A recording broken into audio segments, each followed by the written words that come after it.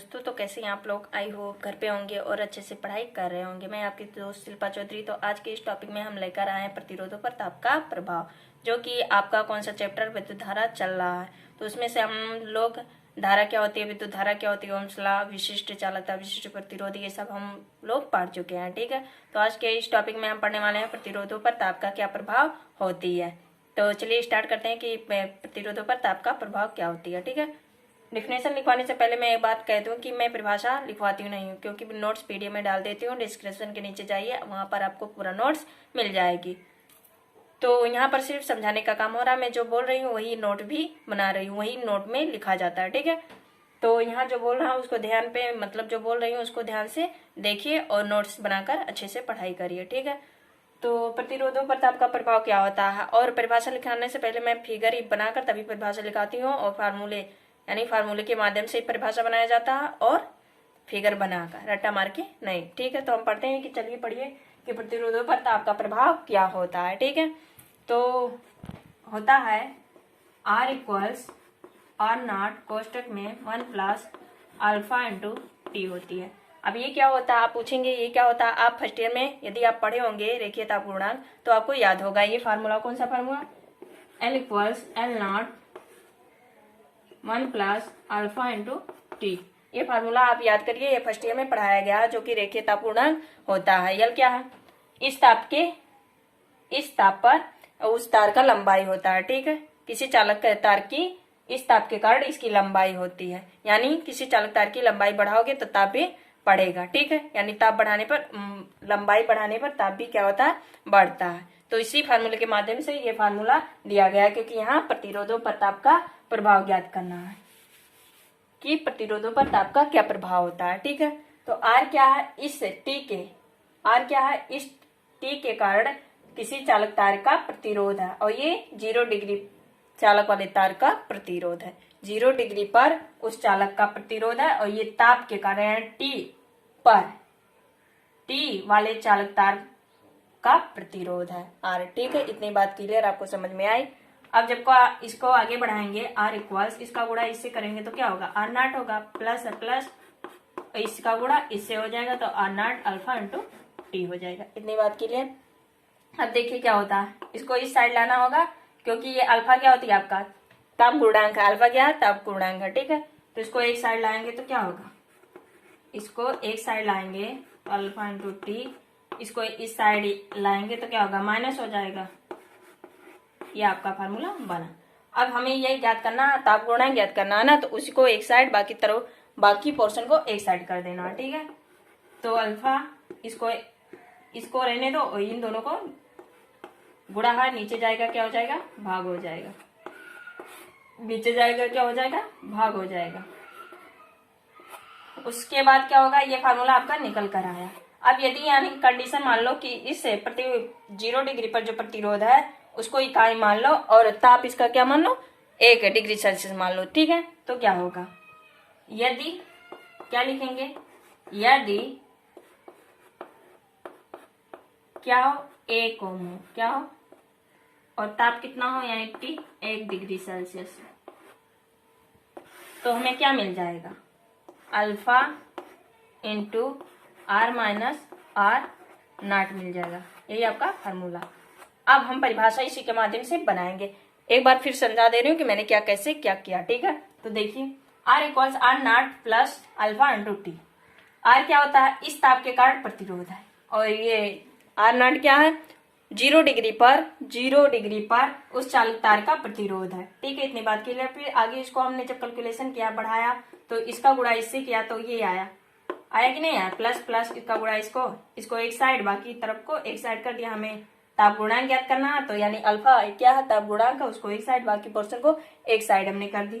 फिर यदि हमने मान लिया इस आर नॉट को हमने 1 ओम मान लिया, और इसका ताप 1 डिग्री सेल्सियस ले ली, तो फार्मूला क्या निकल कर आया, alpha into R minus R naught. ठीक है, अब इसी के माध्यम से आप परिभाषा क्या कर सकते हैं, बना सकते हैं। कैसे, कभी कभी पूछा जाता है कि ताप पूर्णांक क्या होता है, इसको परिभाषित कीजिए, इसका डिफिनेशन लिखिए। ठीक है, तो परिभाषा क्या निकल कर आया कि 0 डिग्री पर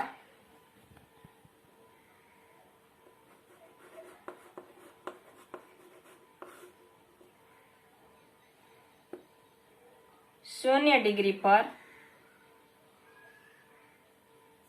इसका परिभाषा क्या निकल कर आएगा, ये कहां पर है, 0 डिग्री पर है ना, तो हम लिखेंगे 0 डिग्री पर एक ओम प्रतिरोध वाले चालक तार का ताप यदि 1 डिग्री सेल्सियस बढ़ाया जाए तो उसके प्रतिरोध में जो वृद्धि होगी वही आपका क्या कहलाएगा, ताप गुणांक कहलाएगा। इतना बात क्लियर। फिर ध्यान से सुनिएगा, इसका परिभाषा सुनिएगा कि 0 डिग्री पर 1 ओम प्रतिरोध वाले तार का ताप 1 डिग्री सेल्सियस बढ़ाने पर उसके प्रतिरोधों में जो वृद्धि होगी वही आपका क्या कहलाएगा, वही आपका कहलाएगा ताप गुणांक कहलाएगा। परिभाषा कैसे लिखोगे,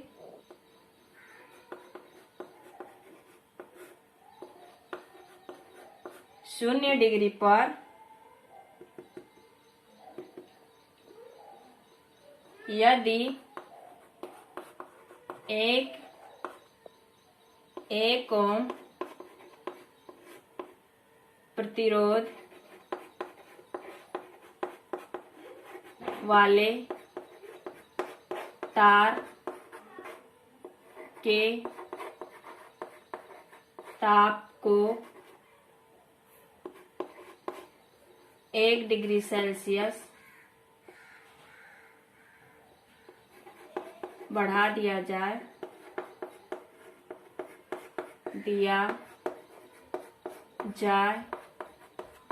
तो उसके प्रतिरोधों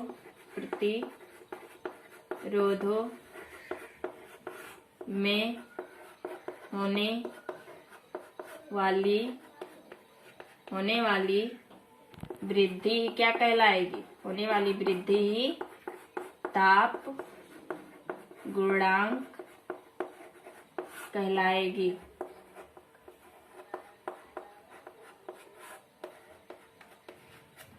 इतनी बात क्लियर। मैंने क्या बताई, इसका फार्मूला। अब रेखीय ये क्या होता है, आप फर्स्ट ईयर में पढ़ चुके होंगे, रेखीय ताप गुणांक आपको अच्छे तरीके से मालूम होगा। उसका फार्मूला क्या था, यहाँ देखना कि L इक्वल्स L नॉट कोष्टक 1 plus alpha into T.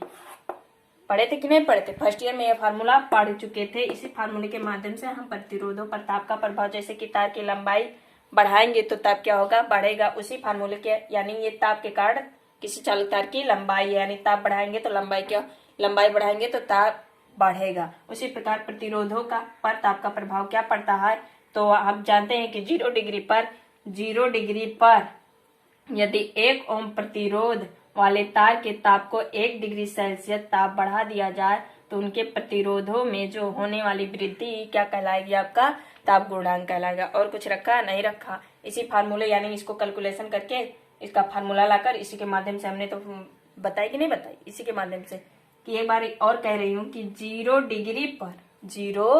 Degree पर 1 ओम प्रतिरोध वाले तार का ताप यदि 1 डिग्री सेल्सियस बढ़ा दिया जाए तो उसके प्रतिरोधों में जो वृद्धि होगी वही आपका क्या कहलाएगा, ताप गुणांक कहलाएगा। तो आई होप आपको ताप पर, प्रतिरोधों पर ताप का प्रभाव अच्छे तरीके से आपको क्लियर हो गया होगा। ठीक है, तो यदि आप लिखना चाहते हैं तो लिख लें। ऐसे में मैं पीडीएफ में नोट्स बनाकर डाल रही हूँ, जो यहाँ पढ़ाया जाता है पूरा और टोटल लिखकर मैं पीडीएफ में डाल देती हूँ। आप उससे नोट्स बनाइए और अच्छे तरीके से पढ़ाई करिए। ठीक है, तो यदि लिखना चाहिए। उसके बाद हम पढ़ेंगे प्रतिरोधों का समूहन। क्या पढ़ेंगे, प्रतिरोधों का समूहन। जिसके हम संधारित्रों का संयोजन पढ़े थे, समूहन पढ़े थे, श्रेणी और समांतर, वैसे हम ये भी पढ़ने वाले हैं।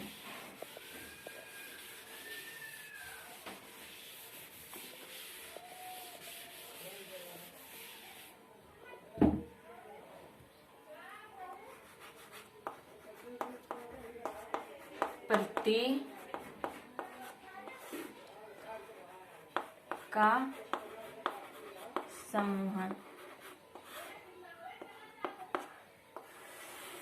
प्रतिरोधों का समूहन पढ़ते समय जो बच्चा, यानी जो स्टूडेंट पहले संधारित्र का संयोजन नहीं पढ़ा है, उसको अच्छे तरीके से क्लियर नहीं समझ में आएगी। समझाने की पूरी कोशिश करूंगी, आएगी, लेकिन उससे पहले इंटर में यही तो खासियत है कि चैप्टर वाइज आप पढ़ोगे उतने ही मजे से आप पढ़ाई कर पाओगे, क्योंकि इस इतना अच्छे से पहला चैप्टर आवेश है, उसके दूसरे टॉपिक पे पहला पढ़े रहोगे, उसी के बाद दूसरा भी तभी समझ में आएगा, दूसरा पढ़े रहोगे तीसरा तभी समझ में आएगा। ठीक है, इसलिए लाइन बाय लाइन आप पार्ट 1 पार्ट 2 करके ही लाइन से पढ़िए। ठीक है, छटका कर पढ़ेंगे तो आपको कुछ भी समझ में नहीं आएगा। तो अब हम पढ़ेंगे प्रतिरोधों का समूहन, आया, श्रेणी और समांतर, जो कि हम संधारित्र में पढ़ चुके हैं। ठीक है, तो चलिए जानते हैं। पहले हम पढ़ने वाले हैं क्या, श्रेणी समूहन। क्या पढ़ने वाले हैं, श्रेणी समूहन। श्रेणी समूहन आपका क्या होता है वो हम पढ़ेंगे। श्रेणी समूहन, श्रेणी समूहन का पहले हम लिखते नहीं है, पहले फिगर बनाते हैं। आपको अच्छे तरीके से पता होगा मैं किस स्टाइल में आपको पढ़ा रही हूँ। ठीक है, तो फिगर क्या होगा, एक सीरीज यानी प्रतिरोध लगा श्रेणी क्रम में, और इसको लेकर जाकर कहाँ जोड़ दिया गया, एक बैटरी से। यहाँ की लगा है और इसको एक बैटरी से क्या कर दिया गया, कनेक्ट कर दिया गया, जोड़ दिया गया यहाँ से धारा। और R1 R2 R3, यहाँ क्या होगा B1 B2 B3। इस पोर्शन में क्या होगा आपका, धारा क्या होगा, नियत होगा। धारा क्या होगा, नियत होगा, यानी इसमें धारा नियत होगी, सिर्फ विभव की गणना की जाएगी, जैसे कि हमने उसमें पढ़ा था। ठीक है, संधारित्र में जो पढ़ा होगा उसको समझ में तो आएगा, बताने की कोई जरूरत ही नहीं है। जो नहीं पढ़ा पहले वो जाकर वीडियो देख ले। ठीक है, तो यहाँ पर देखिए जो प्रतिरोध है, एक हित से 2 या 2 से अधिक है कि नहीं। अरे भैया 2 ये और ये 3, तो 2 से अधिक हुआ कि नहीं हुआ। तो हम इसमें लिख सकते हैं कि पहले तो कोष्टक में लिखेंगे कि धारा क्या होती है, धारा नियत होती है। धारा क्या होती है, नियत होती है। फिर हम परिभाषा यानी 2 या 2 से अधिक प्रतिरोधों का ऐसा समूहन जिस पर धारा क्या होती है, नियत होती है, ऐसे श्रेणी को क्या बोलते हैं, ऐसे श्रेणी को क्या बोलते हैं, श्रेणी समूहन। यानी ऐसे क्रम को श्रेणी समूहन कहते हैं। ठीक है, तो कैसे लिखेंगे कि 2 या 2 से अधिक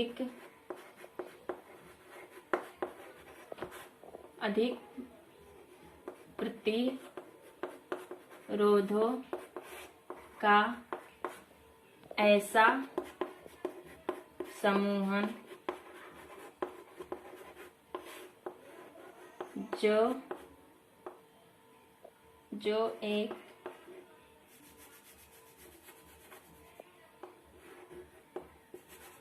दो या 2 से अधिक प्रतिरोधों का ऐसा समूहन जिनमें धारा क्या होता है, नियत होता है, ऐसे समूहन को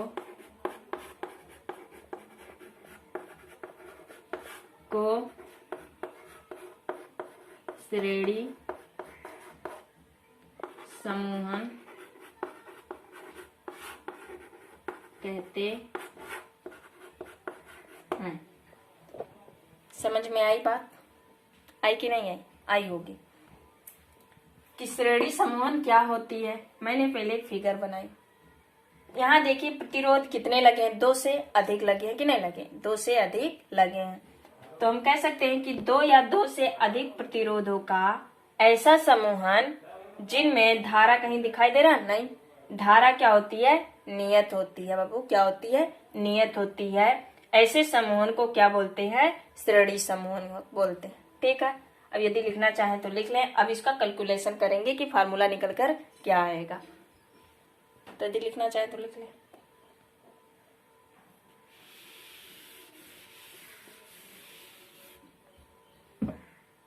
धारा तो यहाँ पर नियत है, तो क्या आएगा कि B, इस फिगर को कहीं अलग करना।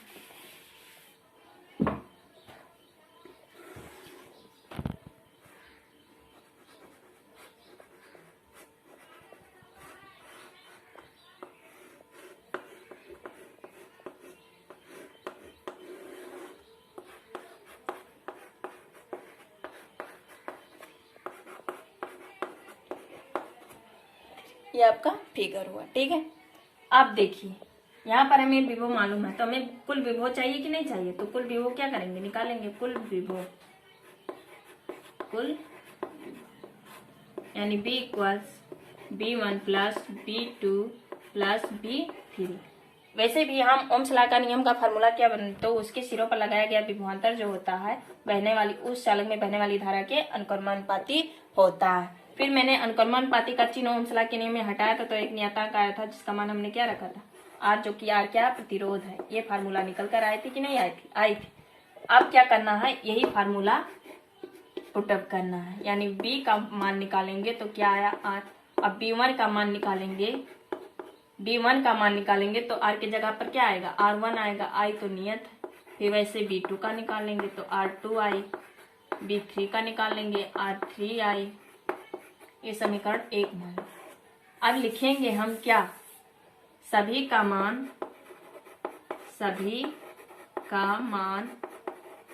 समीकरण 1 में रखने पर, कहाँ रखने पर, समीकरण 1 में रखने पर। तो सबका मान क्या कर दो, रख दो। तो B के जगह पर ये क्या रखना है RI इक्वल्स B1 के जगह पर कितना मान है R, और B2 के जगह पर कितना मान है प्लस R2I, B3 के जगह पर R3I प्लस बीच में रहेगा। ठीक है, तो हम जानते हैं I क्या नियत है, तो क्या फार्मूला निकल कर आएगा R equals R1 plus R2 plus R3। यही आपका श्रेणी समूहन का फार्मूला है, प्रतिरोधों का समूहन यानी श्रेणी समूहन का फार्मूला क्या है प्रतिरोध में। लेकिन एक बात यहाँ याद रखना कि जब हम संधारित्र में पढ़े थे तो श्रेणी समूहन में क्या आया था 1/R आया था इसका फार्मूला। तो कभी भी गलती मत करना कि श्रेणी समूहन में जब प्रतिरोध ज्ञात करने के लिए बोले श्रेणी समूहन में तो ये R equals R1 plus R2 plus R3 होगा। लेकिन संधारित्र का आए संधारित्र पूछने, धारिता पूछे तो 1/R बराबर 1/R1 plus 1/R2 plus 1/R3 का फार्मूला लगेगा, किसमें, श्रेणी समूहन में। ये कॉन्सेप्ट आपको याद होना चाहिए, ठीक है, वरना कंफ्यूज हो जाओगे। संधारित्र में क्या था, समांतर में जो संधारित्र में समांतर की जगह का फार्मूला था वो प्रतिरोधों में श्रेणी में आ गया, लेकिन जो श्रेणी में था वो इस बार समांतर में चला जाएगा। मतलब ये फार्मूला हम संधारित्र में किस में निकाले थे, श्रेणी या समांतर में, समांतर में निकाले थे। लेकिन जब हम प्रतिरोधों का समूहन ज्ञात कर रहे हैं तो ये फार्मूला किस में आ रही है, श्रेणी में आ रही है। अब जब समांतर वाला निकालेंगे तो उल्टा होगा, जो श्रेणी में उसका आया था ये इसका समांतर में फार्मूला आएगा। ठीक है, तो अब पढ़िए, कंफ्यूजन है, आप इसे अच्छे तरीके से पढ़ेंगे। ठीक है, आई होप ये श्रेणी समूहन क्या होती है एक बार और रिवाइज करके बता दे रही हूँ। ध्यान से देखिएगा कि मैंने एक सर्किट बनाई जिस पर प्रतिरोध क्या है R1 R2 और R3, इस पर वो V1 V2 V3, इसको एक बैटरी से मैंने कनेक्ट कर दी। उसके बाद क्या, इसमें हमने बोला कि जो धारा आपका होगा इसमें नियत होगा।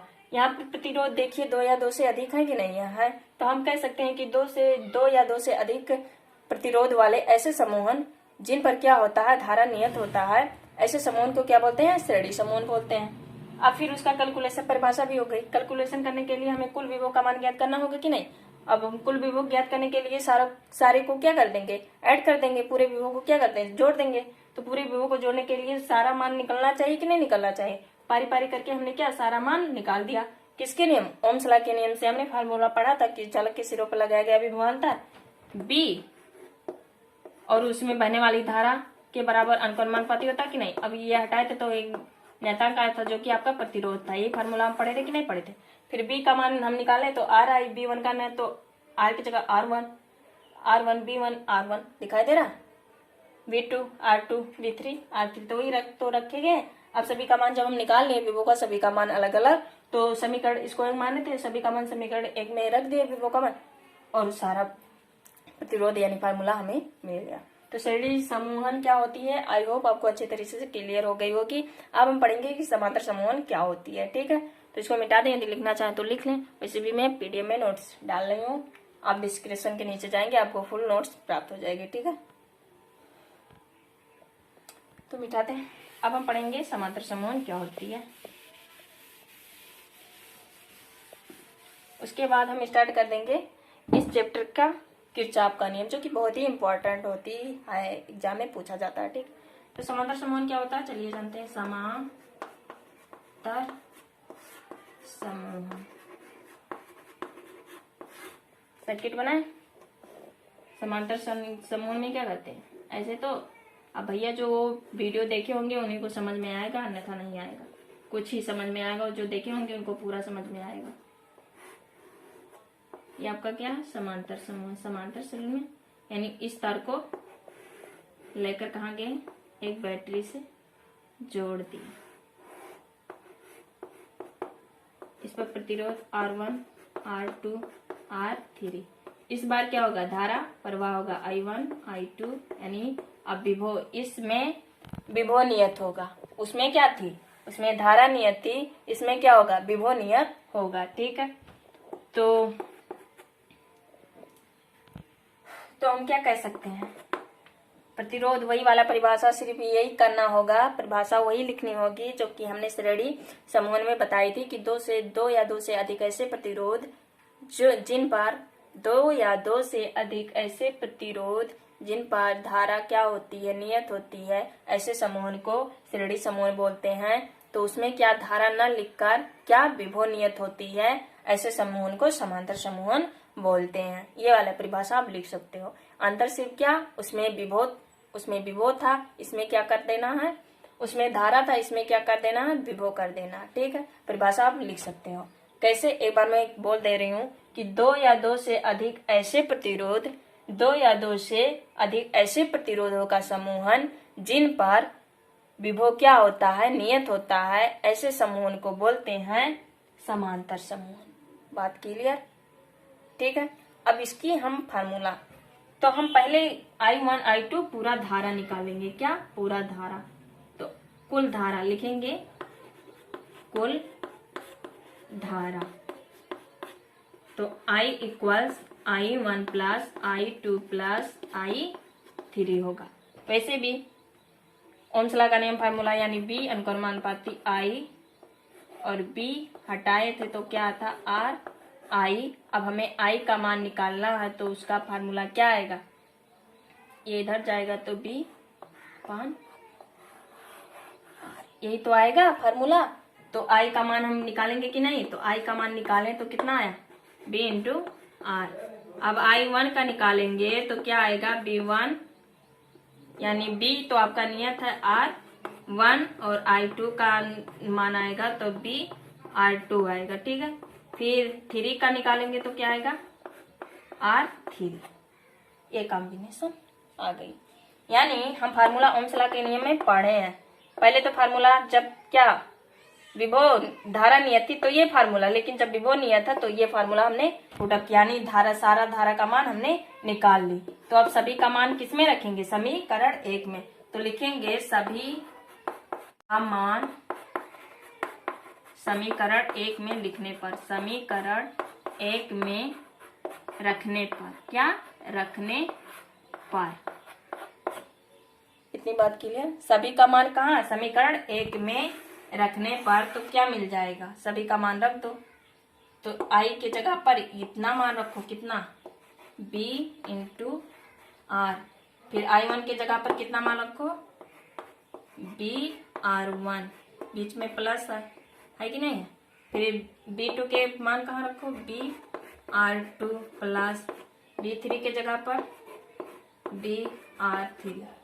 अब विभव नियत है तो क्या फार्मूला निकल कर आ रहा है, 1/R1 plus 1/R2 plus 2 plus 1/R3। यही आपका फार्मूला निकल कर आया, किसका, समांतर समूहन का, इसका। ठीक है, इतनी बात क्लियर, आपको अच्छे तरीके से समझ में आया होगा। संधारित्र समूह जैसे पढ़ाया जाता था वैसे ही समूह है। उल्टा यही है कि जो हम संधारित्र में श्रेणी में क्रम में पढ़े थे फार्मूला, वो हम ये समांतर में पढ़ रहे हैं, और जो हम समांतर में पढ़े थे वो फार्मूला हम इसमें श्रेणी में मिल रहा हमें। ठीक है, तो कंफ्यूज है, थोड़ा ध्यान से पढ़िएगा कि तो समांतर समूह क्या होता है, पता चल गया। एक बार और रिवाइज कर दे रही हूँ। ठीक है, तो ध्यान से सुनिएगा कि दो या दो से अधिक प्रतिरोधों का ऐसा समूहन जिन पर विभव क्या होता है, नियत होता है, ऐसे समूहन को समांतर समूहन बोलते हैं। फिर I1, I2, I3 धारा अलग अलग है तो हमें कुल धारा निकालना है। ठीक है, तो कुल धारा निकालने के लिए सारी धाराओं को हमें क्या कर देना, ऐड यानी जोड़ देना है। फिर सारी धाराओं का मान हम ओम्स लॉ के नियम का फार्मूला पढ़ चुके हैं, उसी के माध्यम से हम सारी धाराओं का मान निकाल दिए हैं। तो सारे धारा का मान निकल गया है, तो सभी का मान निकल गया है, तो सभी का मान निकलने पर समीकरण किसमें रख दी, समीकरण 1 में सभी का मान क्या कर दिए, रख दिए हैं। तुम जानते हैं अभी वो क्या आपका नियत है, तो इसकी जगह पर 1/r1/r1 ये फार्मूला आपका अच्छे तरीके से क्लियर हो जाएगा। ठीक है, आई होप आपको प्रतिरोधों का समूहन यानी प्रतिरोधों का समूहन भी आपको पता हो गया होगा। प्रतिरोधों पर ताप का प्रभाव आज के इस टॉपिक में इतना ही पढ़ाया जाएगा, और अगले वीडियो में हम मिलते हैं कि किरचॉफ का नियम क्या होता है। ठीक है, तो आई होप जितना आज पढ़ाया होगा आपको अच्छे तरीके से समझ में आया होगा। वीडियो ज़्यादा बड़ा हो जाता है इसलिए कोई लोग देखते नहीं है, इसलिए आज इतना ही। अगले वीडियो में मिलेंगे किरचॉफ के नियम से, जो कि बहुत ही इंपॉर्टेंट है, बहुत ही मज़ेदार से पढ़ेंगे। ठीक है, तो आशा करती हूँ कि आज जितना पढ़ाया गया आपको अच्छे तरीके से समझ में आ गया होगा। यदि प्लीज़ आ गया हो तो प्लीज़ लाइक और शेयर सब्सक्राइब जरूर करिएगा। ठीक है, तो एक बात और कहना चाहती हूँ कि फिजिक्स तो आपका चल रहा है, बायोलॉजी भी आप शुरू करने वाले हैं। ठीक है, बायोलॉजी का कुछ चैप्टर समाप्त हो जाएगा, उसी के साथ साथ केमिस्ट्री भी आपकी शुरू हो जाएगी। तो तब तक जो फिजिक्स पढ़ाया जाता है आप उससे अच्छे तरीके से पढ़िए, नोट्स आपको मिल जा रहा है, आप उससे नोट्स बनाइए और अच्छे तरीके से घर पर रहकर पढ़िए। ठीक है, तो फिर मिलते हैं अगले वीडियो के साथ किरचॉफ के नियम के साथ। तब तक के लिए टाटा बाय बाय, अच्छे से रहिए, घर पे रहिए, मस्त रहिए, स्वस्थ रहिए और अच्छे से पढ़ाई करिए। ठीक है, जय हिंद, जय भारत।